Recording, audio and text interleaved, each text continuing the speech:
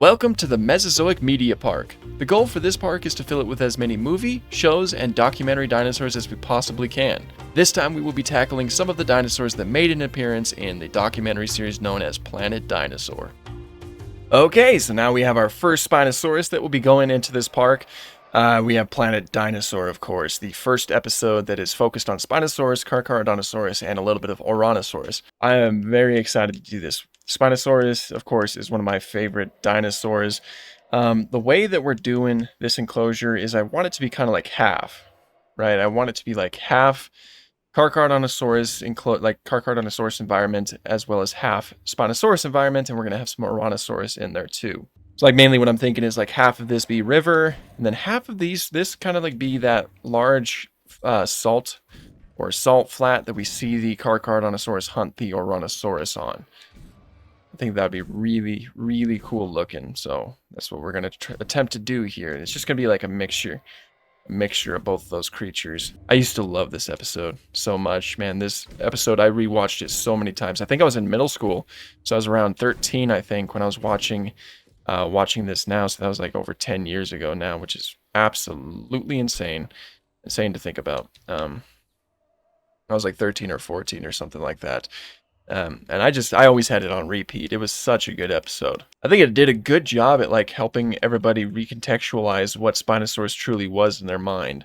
Because of course, Spinosaurus changed quite significantly from its appearance in Jurassic Park 3. And so eventually we would have had to have some type of documentary or something that really showed that, showed a primarily fish-eating dinosaur, piscivore, of course, and and show it doing that. Really cool to see the Onchopristis too, which are those giant sawfish creatures. All right, so that's how I want to do it. I want it to be a little bit slanted into the water, and then we're going to place some rocks on there, and we're going to try to simulate the river as much as possible. Notice that making the rivers in this game really aren't the best. I wish I can choose the depth or something like that, but we'll do our best. We'll do our best here. Alrighty, and then. There's a lot of rock, so we'll place this type of rock right here, kind of like that, I think, and then fill it in here to separate it from the rest of the environment. Not looking half bad. Our Ornithochirus here, the Tropignathus. Oh man, if only they could stay in their enclosure. And then we're gonna place a lot of rocks.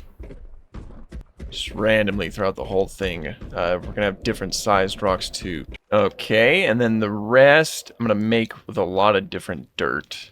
Just fill it in with dirt. And then in the center right here, I want to place a lot of trees. Right, and then over here is where the Carcharodontosaurus portion will go. Make it look like this. Basically, just have two references in this. We're gonna have two different looks at the documentary. Okay, now let's get some trees going in here. Maybe something that looks a little bit more swamp-like and tropical. Kind of. Doesn't look the best, of course, but it's something. Yeah, that doesn't look terrible. I think it captures the whole idea, I think, pretty well.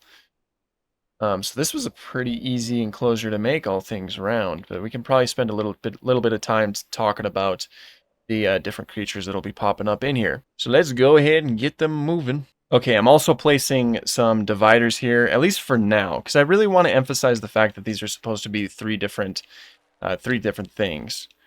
Three different portions of the whole episode, I guess. I want to put the Ouranosaurus in here because more often than not, when we see them in the documentary or in the episode, we're seeing them in the forested areas. The Carcharodontosaurus, of course, we've seen it in a multitude of different areas. But we also, when it was hunting down that Ouranosaurus, it was in an environment that looked similar to this, which probably needs to be touched up a little bit. Whereas the Spinosaurus, I think the most iconic portion that it was in, aside from the part where it fights the Carcharodontosaurus, was in the river scene. So I think that's like a pretty decent spot to showcase that as well. So we'll have that little, divide. I tried to hide it as much as I possibly could with the environment, but I think they kind of blend together pretty well. And here we are. Here's the cast. We have our Carcharodontosaurus right here. Try to give it colors that matched up as much as possible. But I'm not a big fan of this model used, but I didn't want to really use the Giganotosaurus model again. because we already used it for the Giganotosaurus over here, so didn't want to do that twice. Besides, I want to try to keep them as the same animal as much as I possibly can, unless there's like a good enough reason to justify not doing so. And then in here, Ouranosaurus. Try to match their colors up as much as I could. I will say I think it looked a lot more purple in the species viewer, but this isn't bad. I think it looks pretty decent. I do really like the Camp Cretaceous look of this animal, and it certainly does match up a little bit more to the one that showed up, to the ones that showed up in the documentary. And then finally, the Spinosaurus. There weren't really any colors that matched up too terribly well, so I kind of just picked my battles here. I gave it a darker body and a red head. And first of all, this is my favorite color combination with the pattern in the game. But I like I said, I had to pick my battles, and there is some hints of red on the Spinosaurus in the skull, in particular on the head. So I just decided to go with that and just gave it a darker body from there. So this isn't too close to what it looked like in the episode, but I'm okay with it. I still think that this looks pretty cool. So, as long as they represent what they are meant to represent, which is, 3 parts of the same episode, and then I think that that's pretty much a success. And so, because that section was a little bit shorter, I figure we can do a little bit of a bonus enclosure right here. I don't know if I'm going to do like each episode from from Planet Dinosaur, but I'll include another one right here. And that is the one scene where there's a bunch of troodontids going after the Edmontosaurus herd. That's mostly because I want to include Edmontosaurus. I love Edmontosaurus. So we'll go ahead and fill in this look app over here with that, and just build it to the best of our abilities. Again, I don't think I'm going to be doing the whole show. I don't think I'm going to do one closure for each episode like I did with Walking with Dinosaurs, but I still think it'd be fun to include something like that. What I'll do is kind of build a little bit of kind of like a river going through. I don't think there's really anything that's too unique I can do here, aside from the fact that it is a little bit like some cooler weather. So I could probably, represent that a little bit, but for the most part, this is pretty standard stuff, I think. I'll put a lot of this. That way the terrain isn't simply just dirt. And hopefully this makes it look kind of cool. Okay, and then we'll go ahead and place some trees that are a little bit closer to like a cooler environment. There we go. It's not bad. They're very sparse, at least in the images that I'm looking at, so I'm going to try to keep it decently sparse. This was an episode that I could barely even see when I was younger. I had a very bad TV. It was an old TV. Like it was still one of those box TVs that you would see all the time back then. And it was very dark. And this episode had a scene where Edmontosaurus, they were being pursued by the troodontids, and I could not see a daggum thing that whole episode, or that whole moment. So I didn't know what happened. It wasn't until years later that I finally found out.